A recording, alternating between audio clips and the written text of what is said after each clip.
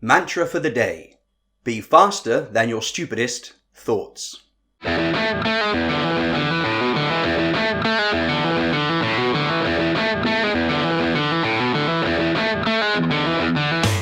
Hi, and welcome to Seat Meets Table, the podcast that brings people together.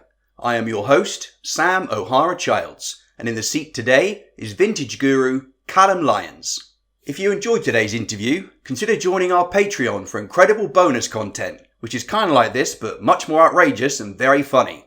Here's a quick sample. She thrust these flowers in my face, like, spoil the missus. I was like, well, I haven't got a missus. If you had a missus, buy them flowers. Or maybe manifest, buy the flowers first, then get the missus. Well, yeah, again, like emergent phenomena, acquire flowers and then missus just appears. On cue. Yeah, like the good witch. I'm your missus. Yeah, thanks for these. Kiss those carnations. The link's below. On with the interview. Hi, Callum. How you doing today? Yeah, not so bad. Grand? A little bit caught up yesterday, but here now, so a bit less prepared than I wanted to be, but, we're just going to have to roll with it, probably. Sure. Present and correct. Well, yeah, mostly. You can be present and incorrect. I thought I'd match the vintage theme with my topiary. Yeah? I like it. I've been doing, Movember, so I had, the sides going a little bit, but it just takes forever for me. You've got a strong tash game, haven't you, generally? Oh, yeah. I think the only other times you've seen me, I've had, just the mo. Yeah. And then... Now you're going for the mouthpiece. On the first, I kind of, shaved it all off. Mm. And I was like, I'll just let it grow out, and we'll see how we go. But, 2 weeks in, this was still, wispy as hell. So I was just like, I'll get rid of that. And then, even, 4 days in, my brother turned around and was like, oh, you kind of got, a Tony Stark going, with the disconnected goatee. And I was like, okay. Time to start inventing shit. Yeah. Yeah. Don't know what it would be. I'm going to turn around and I'm going to, the next big piece I make is going to be, the Mark 1 or something like that. But, a vintage-themed Iron Man suit. That's actually quite a cool idea. Steampunk Iron Man. I guess the first Iron Man suit he makes is pretty vintage, isn't it? Yeah, it's just kind of chrome metal. Scrap. Steampunk Iron Man would be quite cool. It would be cool. I'm sure there are variants in the comics of different time periods and stuff. 100%. Why do you make your own clothes?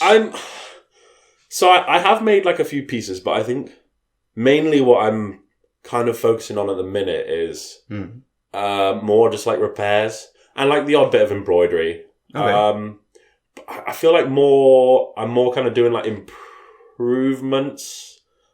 If you kind of get my gist, not extra pockets. Yeah, that kind of thing. Not to say what I'm doing, what this the sort of clothes I'm doing this to are bad or whatever. It's more just kind of finishing touches for me.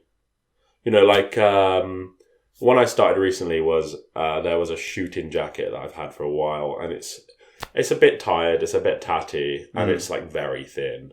Right. If I want to use this winter time, it's not going to be thick enough. Sure. So I've just started to line it. So I've lined the whole thing. Like an extra inner lining kind of thing. So I bought a load of wadding, which is the stuff that kind of goes in cushions. And if you've ever had a big canvas jacket, the stuff on the inside of that, because it's dead cheap. And then took a couple of my old flannel shirts and I cut them up, and I've kind of lined the inside. So it's more of a winter, sort of late autumn type thing. So part of the impulse is to improve things. Yeah, I feel so if you like a piece but it's missing something, you will add to it. I think the main good thing about sewing, the ability to sew, is you can change what you want about the things that you have already. Sure, sure.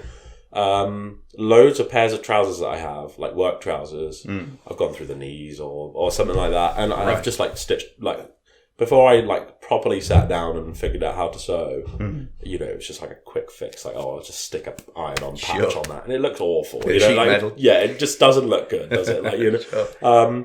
But sort of the aim now is to make it functional, but also sort of aesthetically pleasing. Of course, you wouldn't be drawn to it because it looks horrible. Yeah, it doesn't look out of place. Yeah, you'd be drawn to it because it looks it's natural. An enhancement. Sort of a natural way of repairing it, rather than it seems to flow better, rather than it's just oh my god, this massively different coloured iron-on patch, because they only come in blue and black for some reason. Right.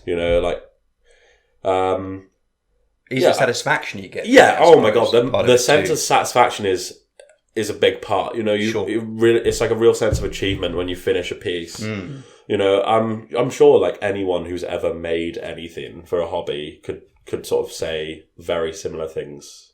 I suppose like, so. I mean, even I would say probably making this podcast, and you feel like a sense of achievement. Of course, yeah, so, of course, and you get better at it over time. Yeah, of course. So, like, you know, it's very much a sense of achievement. You know, a sense of like completing something that was hard work. But also clothes you wear. Yeah. So it's a visual projection of you to the world. So if 100%. You personally modified it to improve it, you know, that's kind of a unique satisfaction, I imagine. Well, it's as I say, if I had been more prepared, shout out GWR, by the way, for cancelling all the trains last night. Thanks, lads.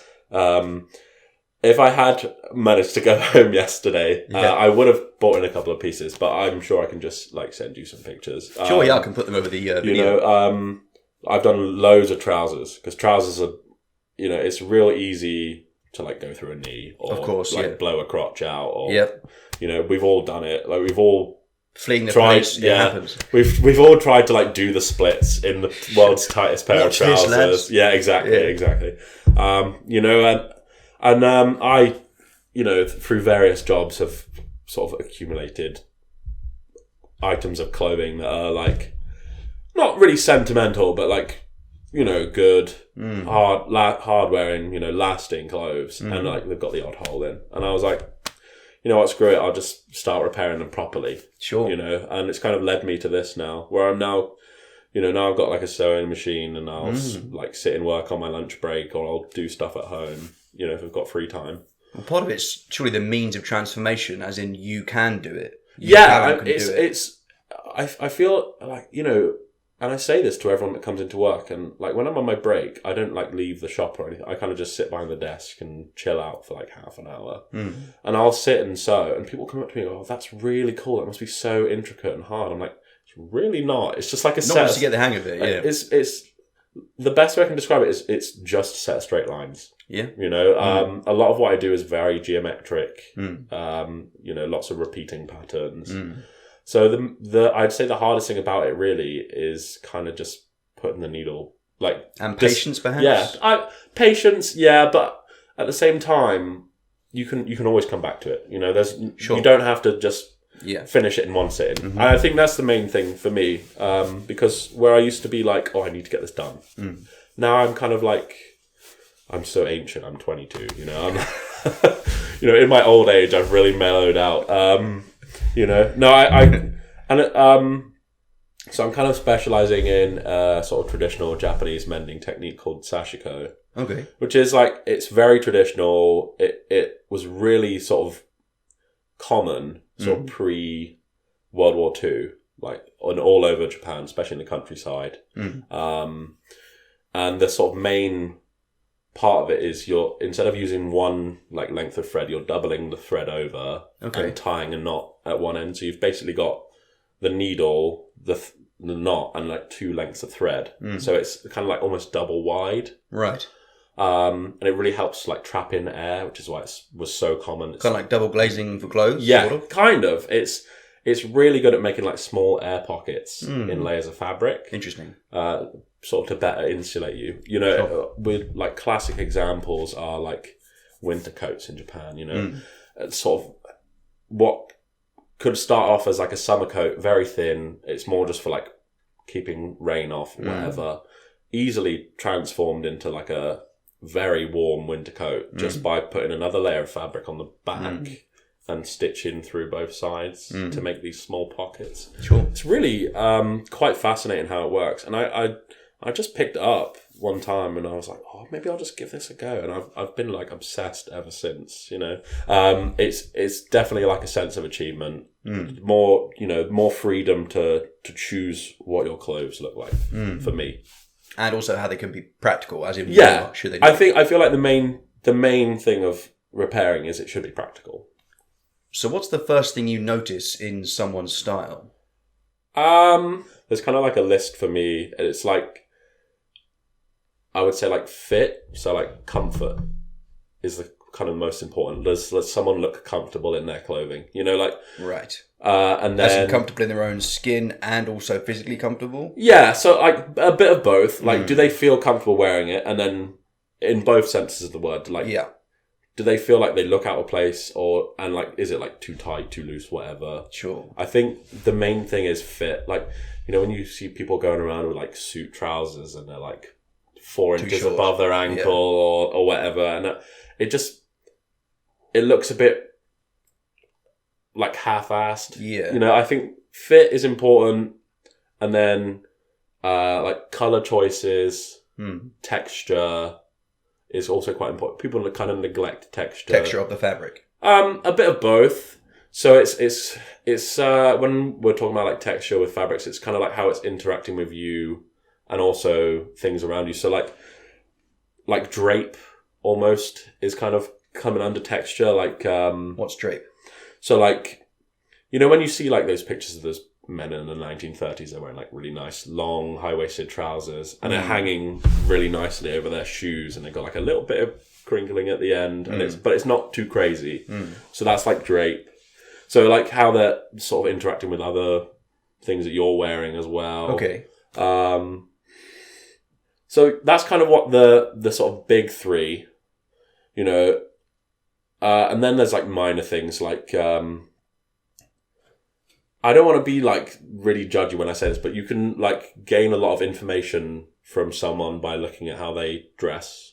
You know, like if you see a guy in like a 3-piece suit, you kind of have an idea of what he's doing already. You know, like he's going to a wedding, he's going, you know, or you see a guy in like a matching tracksuit, maybe he's off to the gym. You know, you're already forming ideas about people when you see what they're wearing. Yeah. So I feel like what you wear is important. Right. As much as people say, oh, you know, don't care about what other people think, it's very much a sort of like first projection of you when you're meeting other people. Like if I had turned up today in like pajamas, you know what I mean? Like people on the internet who don't know me, they'll think, oh, he's a bit of a slob. He's turned up in pajamas, you know? So style, like your outfit, it very much impacts how other people will see you. And not to sound like a clothing snob, but like being well dressed, it ultimately will lead people being more open to you, like a bit more comfortable around you. You know, they'll feel like, oh, he's kind of a bit more, he's kind of put together, you know, sort of thing. Like you feel like you can trust him. You know, like kind of like classic butler stuff. If you see a guy like dressed like a butler, you feel like you can tell them anything. You know what I mean? Like a hotel concierge. Yeah. You know, like a barman in a fancy place. You know, like waistcoat, bow tie. You know, you see on movies all the time, you know, people just telling their life problems to these guys. And it like comes from sort of reality a little bit, you know. So there are signifiers and they're undeniable, basically.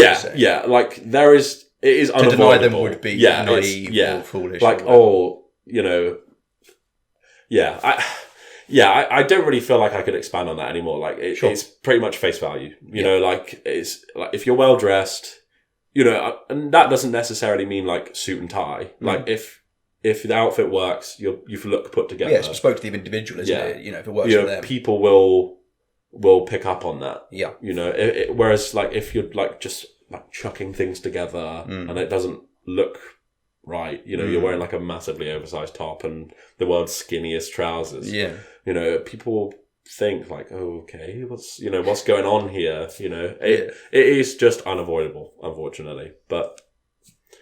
You're a big sports fan. I am, yeah. How do your passions inform your dress sets? Maybe it's obvious now. If you can't, if you're a listener, he's wearing... Describe it. An Edmonton Oilers, so this is from the 2017 Stanley Cup playoffs. Right. Big hockey guy, big baseball guy. I would say a lot of... I do tend to wear a lot of jerseys, a lot of sports tees, but, you know... I feel like there's still a way to style them that doesn't make you look like an obnoxious sports fan. You know, like that. I feel like, you know, if you're going out to the game for a match, you want to go like all out, go crazy. You know, be that obnoxious sports fan. You know, that's the occasion. But like just around, I tend to wear lots of like just tees. You know, like player name tees and that kind of thing. Always tucked in. Hats as well. Hats. Yeah, hats are a big one. I always wear a hat. I feel like really naked without a hat. I'd only ever take my hat off if I'm like sat down eating dinner. Right. Or like in my bed. Or if you meet that butler you were talking about earlier. Yeah, well, then, then I feel like I have to because, only Catholic priests and women and hats inside, But yeah, no, I'm a big hat guy. Like, I'll sit in work behind the desk and I'll wear a hat. I don't think I've seen you without one. Yeah. So you're saying sports do inform your dress sense, but do with a touch of class, basically. Yeah, there's definitely like a nice way to include the things you like.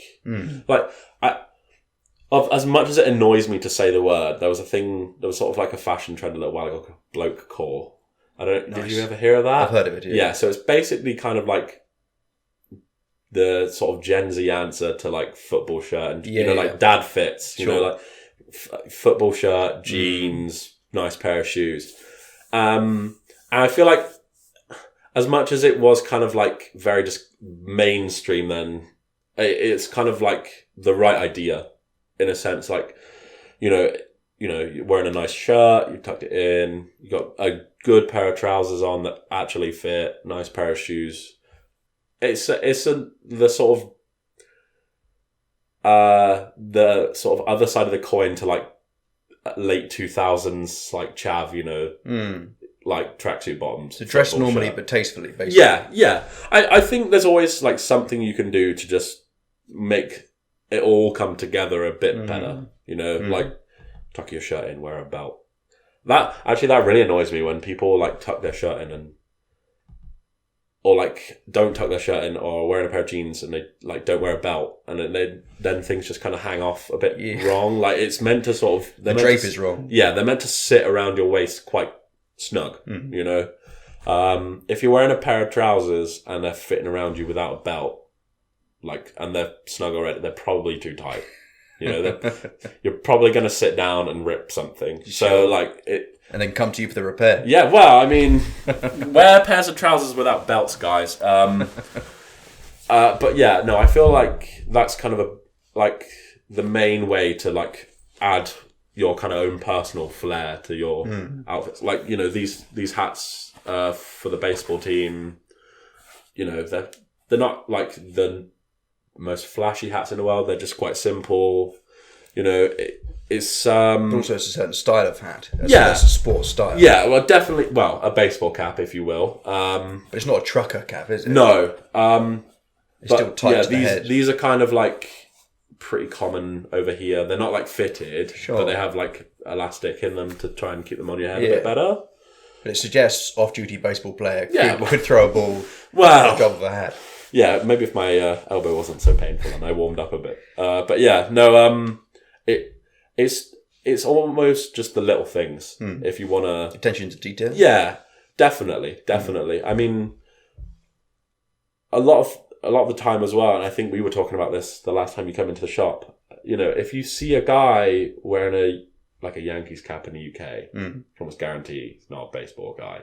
But if you see someone wearing like a niche baseball team, they're a Cincinnati Reds. They're wearing a Cincinnati Reds hat. They probably know ball, Yeah. So it's also like, and coming back to what we were just talking about, like what do you notice about other people's style? Like it's also a good way to sort of send off signals to like-minded people, you know? Other members of the tribe. Yeah, kind of. I see you, do you see me? Yeah, like I am a big Minnesota Twins fan. Very rare in the UK to see another Minnesota Twins fan. It's like they're kind of like one of the forgotten teams. When you're doing like the 50 states game, and there's always like one state you can't name, and it's somewhere in the Midwest, and it's normally like Minnesota. Well, there's so many states. Yeah. So they're kind of niche. But like one time I was in a bar in Exeter, and I saw a guy wearing a Twins hat, and I was like, oh my God. So I went up and we sat and spoke for like 2 hours about how the Poe lads, which is like the family that owns the Twins, are like ruining the team. Right. So like selling off all the good players and whatnot. My girlfriend was very annoyed, but no, it's just small things like that people will pick up on, and if they know what it means, then they'll, it's a good way to start a conversation with someone as well. Yeah, I get it. Well, talk to me about starting a baseball team. Okay, That's a big venture you're a part of. Yeah. It's funny, really, because earlier when we were talking about the media day we did, someone asked me like the same kind of question, and I sat down and I honestly said, like, I did very little. I kind of just sat there and looked pretty. Like, huge shout out to the two other guys that I started with, Jordan and Jack, because they did like all the heavy lifting, and I was kind of just there to like every now and again like throw out an idea, and I would say in that process, like is fun, whole process, well, a mixture of it was highs and like lows. very stressful at points. Like applying for loads of grants, Of course, yeah. and that kind of thing. We were like, oh my god, are we going to get this money? Like we need a field. So obviously we went around like a load of different places to see if we could find someone with the right kind of dimensions. Like we first went to Devonport High School for girls, and we were like so desperately trying to fit like sort of minimum requirements into that field. Yeah. And we were struggling. We were like, you have tape measures out. And like triangulate. Great location. You know, it's very central. It's right near the other baseball, like the baseball diamond, as well. We were so desperately trying to make it work, and we could not. No matter how we tried, there was always going to be like windows behind us or a main road behind us. Right. So you're like, right, we're just going to have to bin that off. Sure. And eventually we kind of settled on Plymouth Stock School. Massive, great field. It is big, It's a big place, and it's been great. Like they've been really good to us. The rates have been fantastic, and now that we're in the winter as well, they're kind of letting us choose between the sports hall or the field, nice, depending on the weather. So it's been really good. Like social media's been a powerful tool. Oh my god, yeah. So Jack he works in marketing. Right, that certainly helps. Yeah. He used to work for a Czech company that made microchips, and he was kind of like Czech chips. Yeah, well, yeah, and he was doing their marketing, and then like that's kind of naturally led to doing our social media. He knows what the people want to see, kind of thing. How to spin the story. Yeah, definitely. That's a key part of it, isn't it? The narrative on social media. Yeah, I think we've tried to keep it very as is. Grassroots kind of thing. Yeah, like, well, that's, at the end of the day, that's what it is. Like, there's no point in trying to dress it up and say, like, we're, like, professional. So play into it. Yeah, 100%. People want to see something relatable. They want to see that, like, if they started, they could fit in. Of course. Kind of thing. They don't want to, there's nothing more daunting than going to a club where everyone's, like, laser-eyed professional. So good, like so many levels above, because you'll just get left behind. Yeah. As much as like practicing with people that are better than you is good for making you better. We want a spectrum on the team. Yeah, it will only get you so far. Sure. Like when I used to do judo, like the differences between like a white belt and a black belt are astronomical. Like not just in the sense of like skill, but it's also just that like knowledge. Like when I was leading sessions, I could say out like the name of a throw or whatever, and like if it was your first time there, and I'm just saying like random Japanese words to you, what do? You have to wait for someone else to do something first, and no one likes that feeling. No one likes being like the last one on the ball.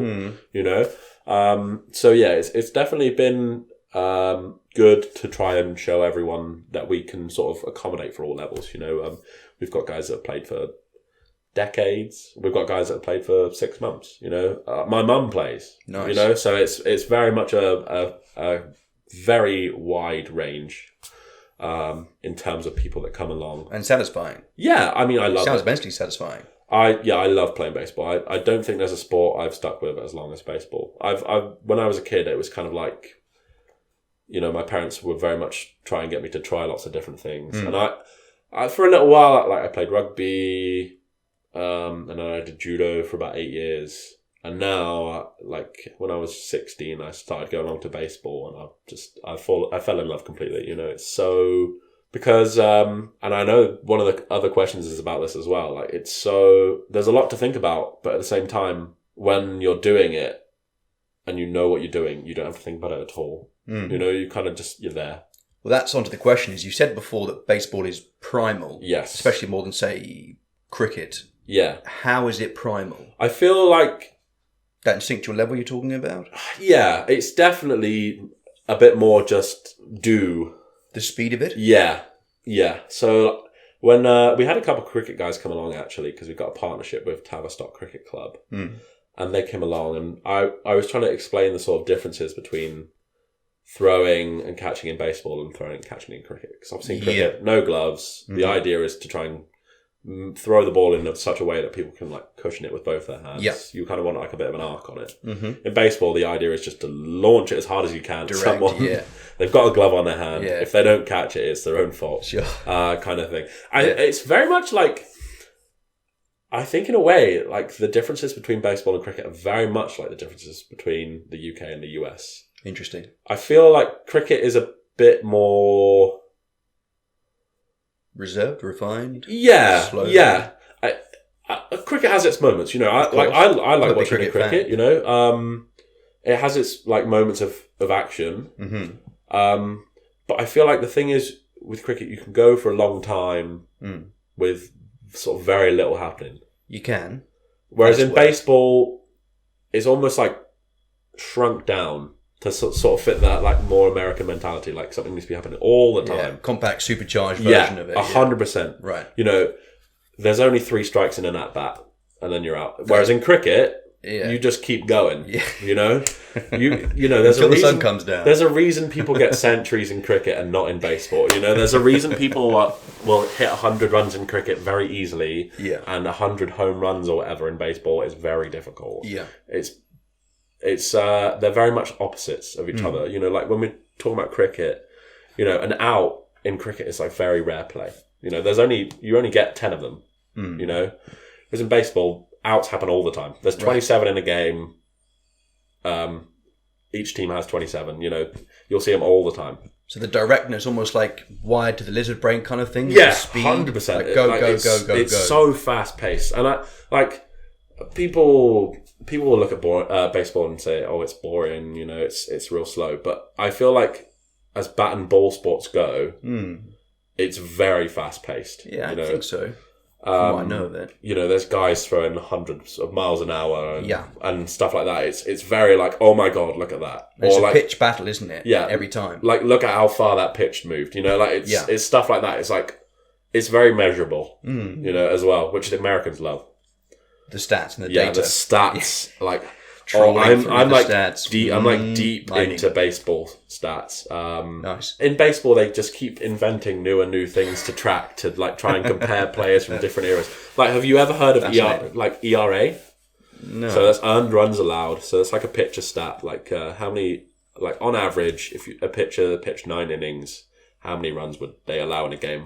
And that's not like including like fielding errors or whatever, that kind of thing. So what they've done is they've basically averaged all these results out over time to come up with a result. So you could compare like Babe Ruth to Paul Skeens or someone like that. The sort of average is 100, and then they take into account like stadium size, you know, the era, like what the ball was like at that time, you know.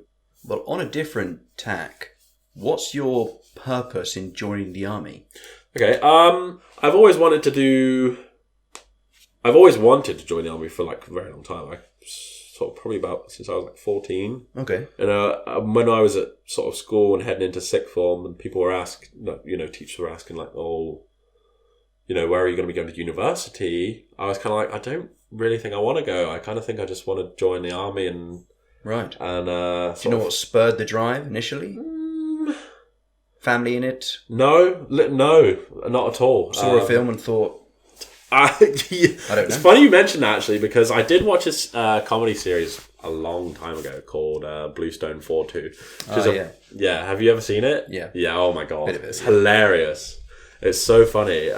It's about an EOD unit in Afghanistan, and it sounds like it would be really like dark, but it's like just pure comedy. It's so funny. And it inspired you? A little bit. I say very loosely. I'd say like I looked at it and I was like, oh, that looks cool. You know, sort of thing. Like I was like 14, you know, like we can't judge past me by Sure. I think that might have like sort of put the seed in, you know, and then from there I thought like after some like solid thinking about it, I thought, you know, okay, this could be, you know, a good career, you know. Right. There's opportunity to do millions of different things. Yeah. You know, Wide range there. Yeah. All sorts of roles. 100%. And then there's, you know, chance to go around the world, see lots of different things, meet lots of different people. So part of the appeal is maybe timeless. As in, for guys 100 years ago, it's just see the world. It's you know, a lot of it is the same thing. A lot of people my age, and it really bugs me when people say this, like, oh, born too late to explore the world, born too early to explore the galaxy.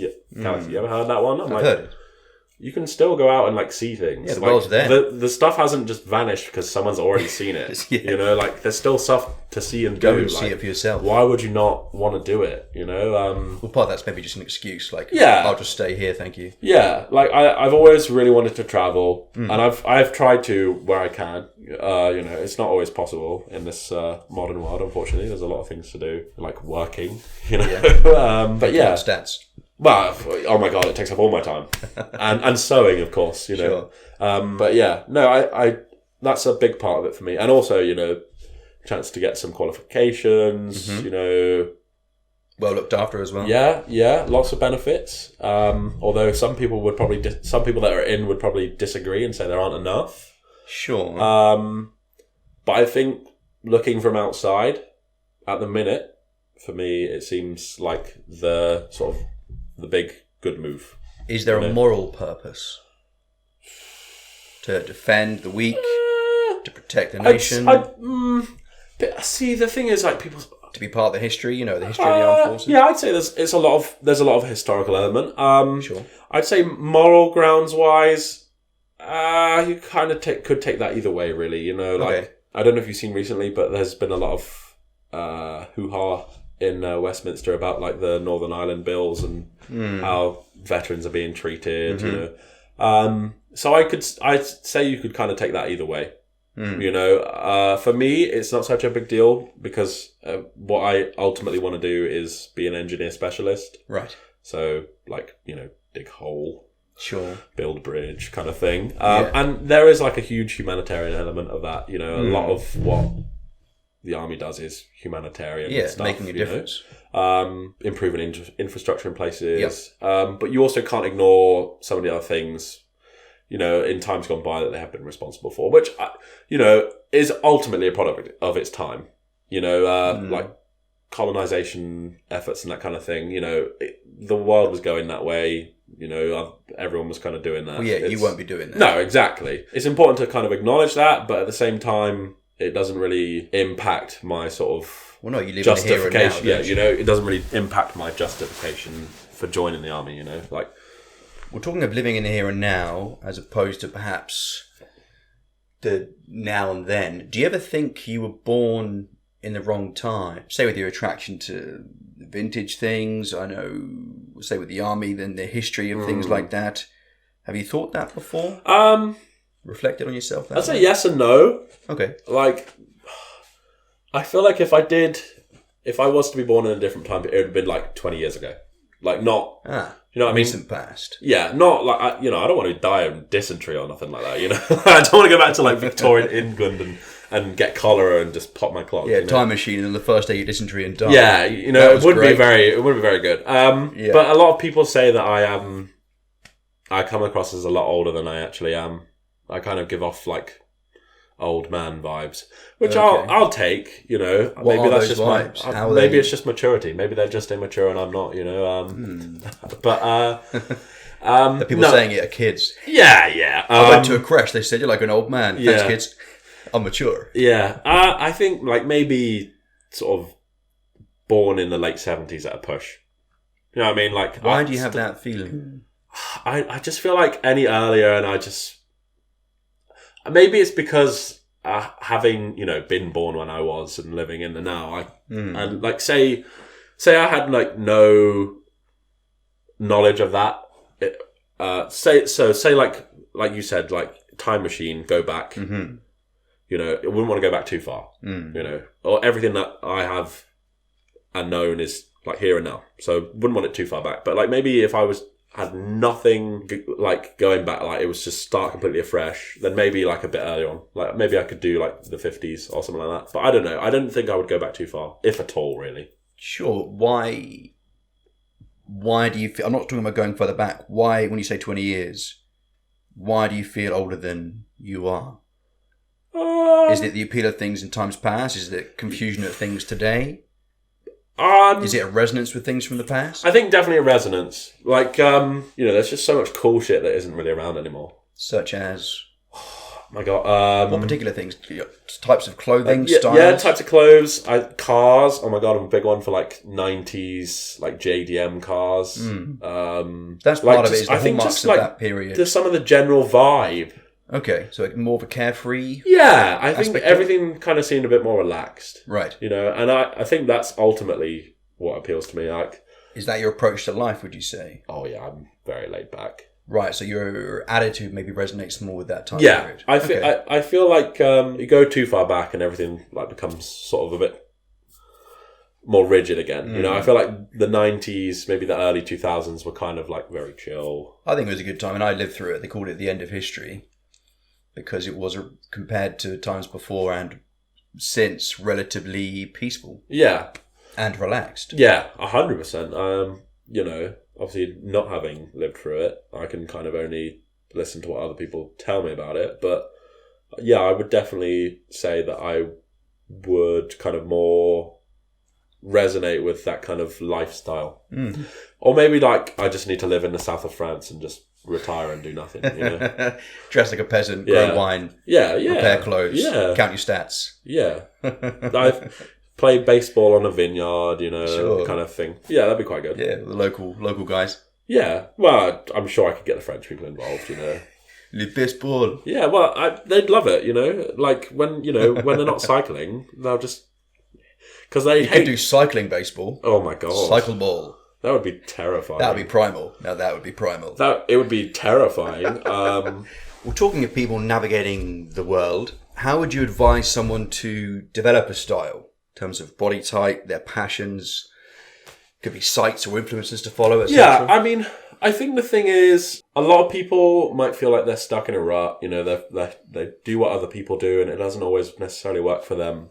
I think my main thing is just start with one thing that you really like. So I wear my boots pretty much everywhere. I mean, you've seen them. They're great big cowboy boots. They're enormous. I start with that and I work around that. Like, right. You know, what fits with these? Well, obviously a pair of bootcut jeans, a nice shirt, hat, maybe a jacket. Build out from one item, I think, is the easiest way to do it. Like, okay. So you got a t-shirt you really like, just pick something that works with that. You don't have to like plan everything meticulously, but like just a little bit of thought about it is often what brings everything together. So like, you know, that t-shirt, I really like it. It's great. You know, pair of jeans, it's fine. It works. It's sure. You know, it's really good. But like, you wouldn't want to wear it with like slacks. You know, it's not really that kind of t-shirt. So, but you've kind of already forming that idea in your head when you're looking at something. You know, like, this will look good with this. Yeah. You know, mostly it's just about the sort of, I don't really like the word harmony. It doesn't really describe it too well, but kind of that kind of vibe. It's about how everything like fits together. Course. Yeah. You know, how these items of clothing are interacting. So like composition, almost like music. Yeah, 100%. So like, you know, I've got, again, I didn't come massively prepared today, but I still tried to think about what I was wearing yesterday. I got my carpenters on. I've got you know, sort of a tough hoodie on, and a t-shirt with a belt, you know. And I would definitely just say, just start with one thing and then kind of work your way around it. So, you know, and you can do that with anything. You say you've got like a pair of tracksuit bottoms you really like, you really want to wear. Okay, well, have you got like a t-shirt to match, you know, a nice pair of like runners, something like that. My friend who comes into work a lot, great guy called Connor, you know, he's very much the sort of antithesis of me, really. But we still both look well dressed. Like he's very much like, you know, 90s Y2K streetwear, you know, like nice trainers, long pair of joggers kind of thing. So we both have like different ways of dressing, but in a way that it doesn't look out of place if we were stood next to each other. We wouldn't look. You wouldn't look at one of us and go, "Oh, well, he's the better dressed of the two." We're both kind of wearing things that look good. Yeah, it works for each of us. Yeah.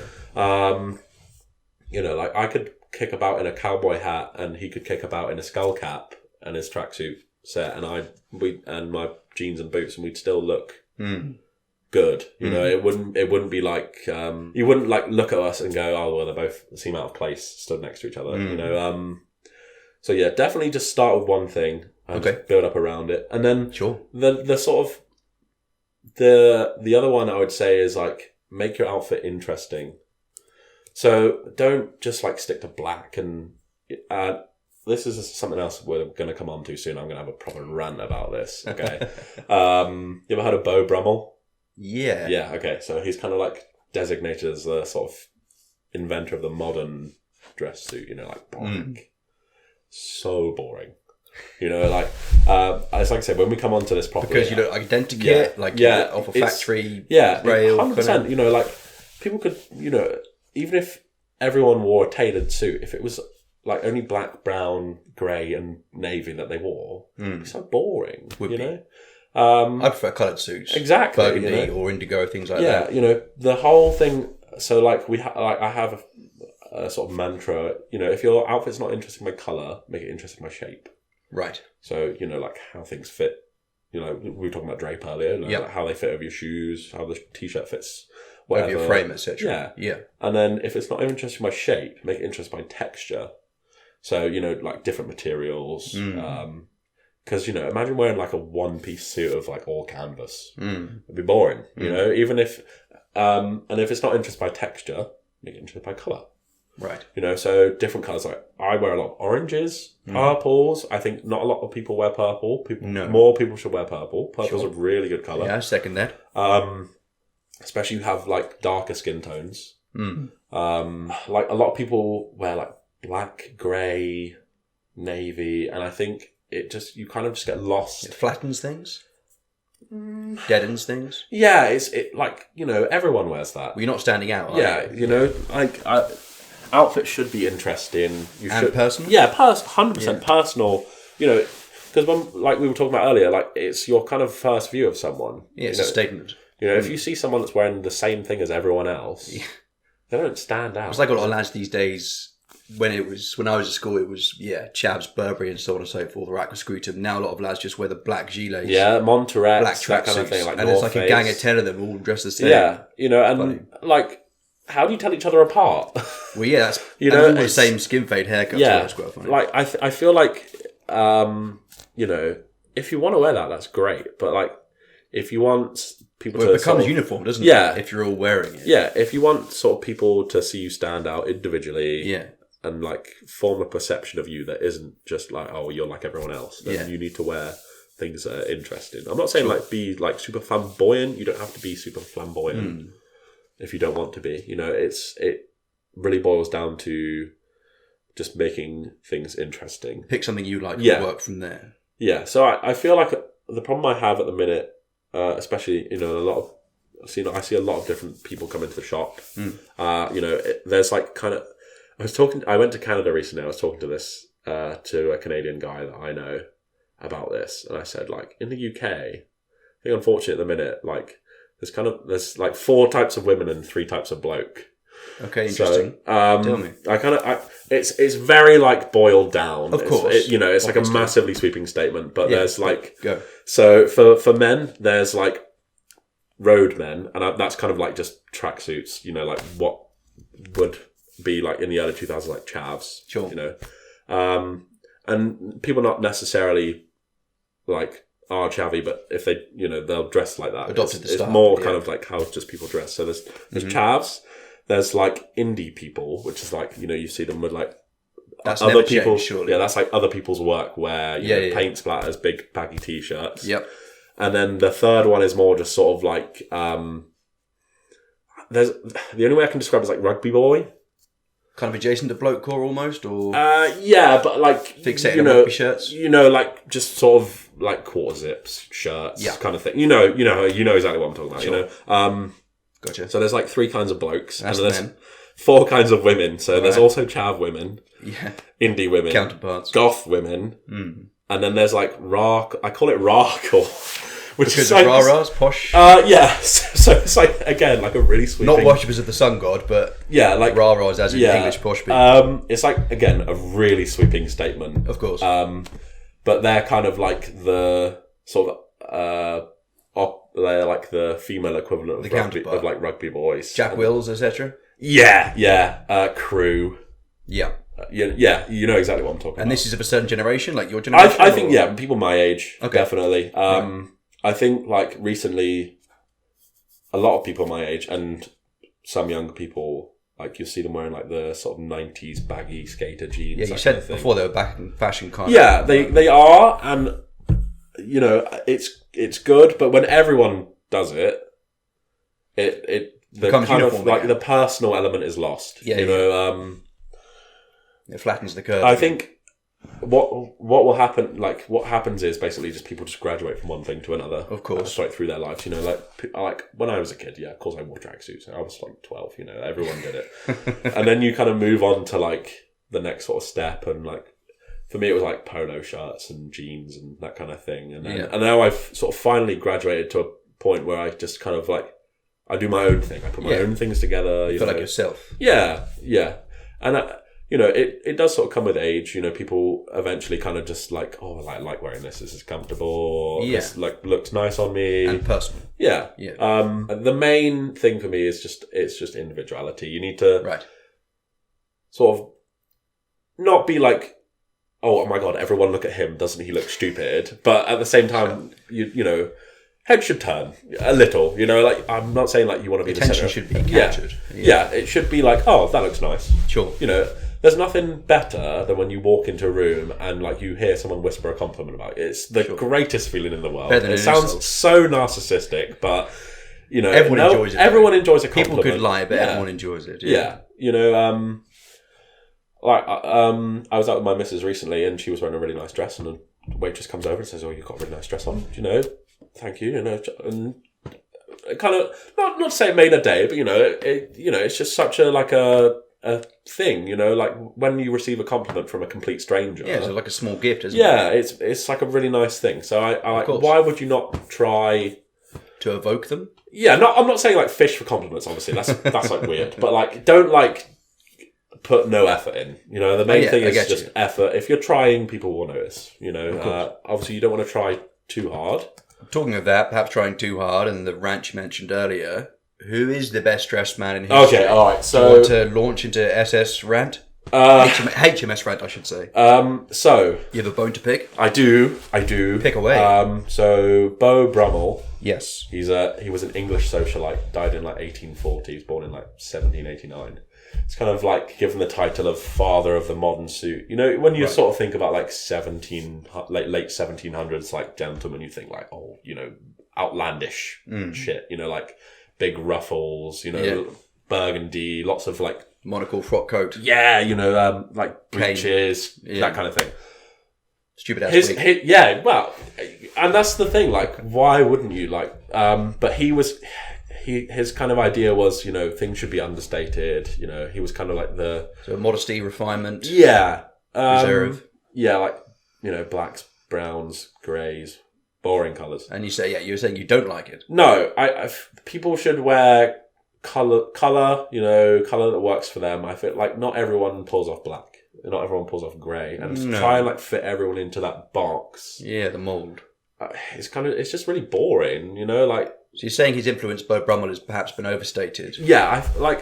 And there should be a You correction. know, there's you know, some things are like really classic, timeless. You know, like, and you know, you see pictures from like the 30s or even earlier, like guys wearing these like suits, you know, like impeccably well tailored, and they're black or they're grey or they're pinstripe. Yeah, it can work. You know, they can work, but at the same time, we shouldn't just like completely disregard everything else. You know, like. So who do you like? Coming from real left field, and this is such a weird one. I'm a big like ancient history fan.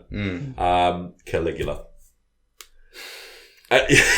You're already laughing. So the guy just like there's no other way to put it. He had drip. Nice. Like he. Well, he's known for that. Yeah, exactly. A lot of other things. Obviously, he was like completely mental, but he was into making statements in every way. Like I think very recently, one of his rings went on like tour of a couple of museums in Italy, and it's like it's basically just a big chunk of sapphire cut to fit his finger, like comically big with a gold like baseball size. No, like it not like massive, but like you'd notice statement piece with like a band of gold through the center of it, with extravagant his as fuck, own then. face carved into the band of gold. Strong. And that's drip. Strong. That's like straight up heat. That's you like know what Ronaldo does now with like CR9. Yeah, I think doing with his own branding. It's branding. It's branding. It's me, bitches. Yeah, like that's cool. That's cool. Like to be in a position where people would look at it and go, "Oh, that's obviously him." Yeah, that's cool. And like just statement pieces highly like that. distinct. Yes, again. So like coming back to like sort of personal element of it. Yeah, it's very personal. It's him. There's only one him. Yeah, everyone knows his name. Well, that leads on also very nicely to my final question, which is if you could pick any pieces of clothing, armor, or accessories from any 3 time periods in history, as a lover of history, which 3 periods would they be? Okay, so again, this was like a tough one because there was a lot to think about. So like coming in at number 3, I had like Hangul armor, sort of circa 1300s. I don't know if you've ever seen it. I may have done, but I didn't know. What is Hangul armor? So Hangul was like it's sort of pre-Korea. Okay. Kind of deal. It's just what's it look like? Lots of plate, tends to be lots of scale, big helmets, lots Chunky. of like just big. So you want that coming back? Yeah, that'd be cool. That'd be cool. Number 2, kind of moving away from Asia towards Europe now. Varangian Guards, you ever heard of them? It rings a bell. So Celts, maybe? Kievan Rus coming down from Sweden, coming down with his boys, to Ukraine into what was at the time the Byzantine Empire. Right. They kind of became like mercenary guards for the Byzantine emperors in the sort of late 1000s. Okay. Again, lots of scale, but lots of chainmail as well. Cool helmets. Right. Loads of leather padding, just big shields, kind of thing. Very cool. Right. And then my final pick, which is like completely different, very away from armor, very recent. You ever heard of Andalusia in Spain? Yeah, the region. So they have like a traditional dress called traje de. I'm gonna butcher the pronunciation, so I better read it. Traje de corto, which is like traditional riding clothes. So it's kind of like almost the precursor to like cowboy shit. Interesting. So big chunky riding boots, but also very dressy. Like Spanish stuff is often quite dressy. Lovely, like high-waisted trousers. I'm talking like, sort of past the midriff trousers. Colourful? Tends to be on the grey side, but with like the sort of blood stripes down the side kind of thing. Nice. If you've ever seen like bullfighters costumes, yeah, that's the kind of it's kind of like the sort of precursor to that. Okay. So that's more like a sort of ceremonial type version of this. So very nice dressy trousers, very high waisted, and their jackets, their suit jackets are like very different to sort of the sort of modern suit, where there's not really lapels. It kind of just, it's like almost a shawl collar without a collar, so it kind of just curves in and meets in the middle in like a rounded shape. Lots of buttons, waistcoat, kind of thing, and then the hat, like again, hats for me are like, I love a hat. Yeah. Fully round brim. Nice. And it's almost like a pork pie hat, but not quite. It's not like a short brim. It's a very wide brim, flat on the top, normally worn at a bit of an angle. Jaunty. Yeah. Just very like classy, very tiny. If you ever go to like Andalusia, if you go to like some of the sort of bigger towns, there'll normally be a guy walking around dressed like, for like tourists and that kind of thing. Yeah. And a lot of their sort of police uniforms in that sort of region are still, like their dress uniforms are still kind of based on that, like big chunky boots. Coded that way. Yeah. Lots of hats, like the Spanish, they really get it right, like with hats. I don't know what it is about them, but they love a hat. So it sounds like next summer you want to see lots of chunky statement pieces, Yeah. plate armour, Yeah. and some big ass hats. Yeah, 100%. That would make I the think- summer of 26 a hit. Accessory-wise, hats. Not... Lots of people wear And hats. Caligula's ring as well. For good yeah, business. 100%. Just big rings. Yeah, big chunky rings. I'm not really On each finger. a ring guy. But you surely you'd wear a ring with a bloody great sapphire. Oh, on 100%. Your face. Like, if someone just turned around and presented me with a ring like that, then there's, of course, if I'd you wear win it. the baseball league, you should do that for every yeah. player. Well, great. Thank you, Callum. That's Good all to right. talk to No you. worries. Absolute pleasure. Yeah, I've just been yapping in front of a camera for... That's what it's there for. Yeah, literally. Thanks for listening. And a hearty thank you to our Night of the Round patrons, Burn the Decks and Even Stevens, for supporting the legs of the table. Please like, subscribe, share, comment, rate, all that good business. And stay tuned for more fantastic interviews with brilliant guests. There's a seat waiting for you.